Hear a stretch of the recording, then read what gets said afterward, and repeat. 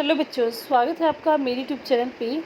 आज हम क्लास 7 की विषय सामाजिक विज्ञान यानी कि सोशल साइंस की वर्कशीट नंबर 14 करेंगे बच्चों। डेट है आपकी इस वर्कशीट की 8 सितंबर 2021। वर्कशीट को स्टार्ट करने से पहले आप सब बच्चे प्लीज़ मेरे चैनल ऋषभ कंप्यूटर क्लासेस को जरूर सब्सक्राइब कर दें बच्चों। और अगर आपकी वीडियो अच्छी लगी तो प्लीज़ इस वीडियो को लाइक करना ना भूलें। तो देखते हैं आज की वर्कशीट। आज की वर्कशीट में हम क्या पढ़ेंगे बच्चों? इक्वेलिटी के बारे में पढ़ेंगे, यानी कि समानता के बारे में। तो what is first thought comes in your mind when you see the picture like this. तो अगर आप ये पिक्चर देखते हैं तो आपके सामने क्या आपके दिमाग में आता है? किस चीज़ की पिक्चर है बच्चों? ये सारी की सारी ये है बच्चों इलेक्शन की पिक्चर। तो आप लिखेंगे बच्चों इलेक्शन, ELECTION, इलेक्शन। ठीक है, इलेक्शन में आपका ये क्या है? वोटर ID कार्ड है, ये आपकी मशीन्स हैं, ये आपके जो लोग हैं ये वोट डाल के लाइन में खड़े और ये वोट डालकर अपना निशान दिखा रहे कि हमने वोट डाल दिया है। इलेक्शन की फ़ोटो ये। नेक्स्ट है आपके पास in a democratic country like India, all adult irrespective of what reason they belong to, how much education they have had and what caste they are, और वेदर दे आर रिच और poor are allowed to vote. तो जो भारतीय क्या है democratic country, उसमें क्या है सभी के सभी अडल्ट जो कि चाहे वो किसी भी धर्म के हो, चाहे उनकी क्या कुछ भी एजुकेशन हो, चाहे वो किसी भी कास्ट के हो, चाहे वो अमीर हो या गरीब, ठीक है, उनको क्या है वोट देने का अधिकार है। तो this is called universal adult franchise. तो इसको हम बोलते हैं, इसकी डेफिनेशन क्या यूनिवर्सल अडल्ट फ्रेंचाइज कहते हैं। और अडल्ट क्या होते हैं? 18 ईयर्स और मोर। जो अडल्ट क्या होते हैं? जो 18 वर्ष या उससे अधिक के होते हैं। The idea of universal adult franchise is based on the idea of equality. तो जो ये वोट डालने का जो अधिकार है, किसके ऊपर बेस है बच्चों? समानता के ऊपर बेस है, इक्वलिटी के ऊपर बेस है। Because it's state that every adult in the country irrespective of whether their wealth and their community he or she belong to has one vote। तो सभी के सभी जो अडल्ट हैं, चाहे उनकी चाहे कितनी भी धन संपत्ति उनके पास, चाहे कितने ही उनकी कम्युनिटी हो, वो सभी के सभी क्या है, उनको सभी को एक ही अधिकार प्राप्त है कि वो एक वोट डाल सकते हैं। ठीक है, many people in a democratic India may have the right to vote but whose daily living and working conditions are far from equal.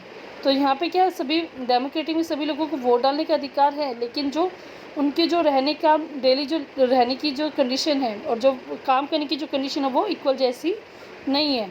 So we can say politically all are equal but socially inequally exist in many sphere. तो हम कह सकते हैं कि हम political form में तो हम सब इक्वल, लेकिन हम सोशल में हम इक्वल जैसे शो नहीं होते हैं। The caste we are born into. तो जिस धर्म में हम पैदा हुए, द रिलीजन वी प्रैक्टिस, और जिस धर्म को हम मानते हैं, the class background we come from, और किस बैकग्राउंड से हम आए, माने कि हम अमीर गरीब बैकग्राउंड से आए हैं।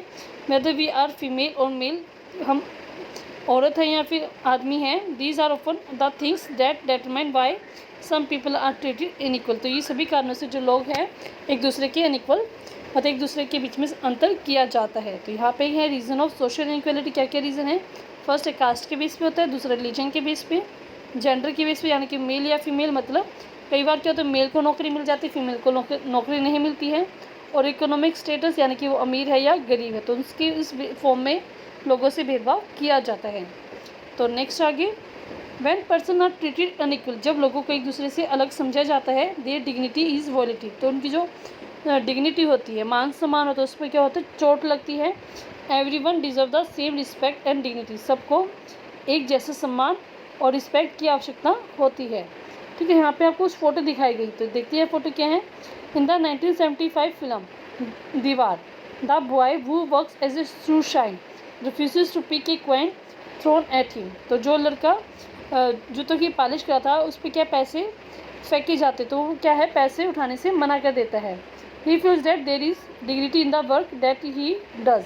तो उसको ऐसा लगता था कि जो वो काम करता है उसके उस काम में भी सम्मान है, डिग्निटी है, उसकी भी रिस्पेक्ट है।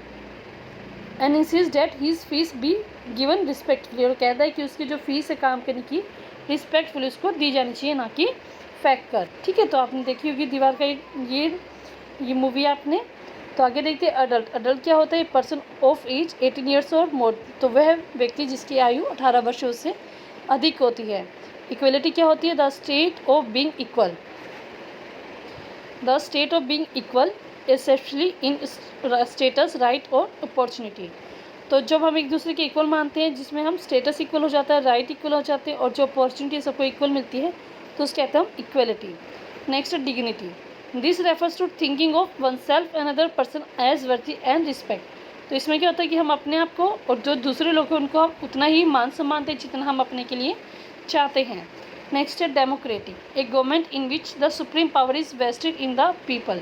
तो वो गवर्नमेंट जिसमें जो सबसे बड़ी पावर क्या होती है, लोगों के हाथ में होती है, एक्सरसाइज बाय द और उनके द्वारा ही चलाई जाती है, डायरेक्टली और इनडायरेक्टली, या तो वो डायरेक्टली चला सकती है या फिर indirectly, through a system of representation using involving periodically held free election, जिसमें क्या है वो इलेक्शन करते हैं ताकि जो सत्ता है वो बदलती रहे और लोगों के हाथ में ही वो सत्ता की कमान रहती है। आगे देखते हैं इसमें हम क्वेश्चन है बच्चों इस वर्कशीट के। फर्स्ट है define universal adult franchise. Universal adult franchise के बारे में आपको बताना है। तो ये हमारी डेफिनेशन यहाँ पे है, यहाँ से लेकर आप यहाँ तक करेंगे, ठीक है। आपका क्वेश्चन नंबर 1 का आंसर है, ठीक है। तो ये पूरा पूरा आप करना पड़ेगा आपको। सेकंड क्वेश्चन है, can you cast vote in election if not why. क्या आप वोट डाल सकते हैं इलेक्शन में, अगर नहीं तो आपको रीज़न बताना क्यों नहीं डाल सकते। तो इसमें आप लिखेंगे बच्चों, no we can't vote in election because we are below 18। तो हमारी जो एज है वो क्या है, 18 साल से कम है, तो इसलिए हम इलेक्शन में वोट नहीं डाल सकते। आपका क्वेश्चन नंबर 2 का आंसर हो जाएगा। नेक्स्ट क्वेश्चन देखते हैं इस वर्कशीट का।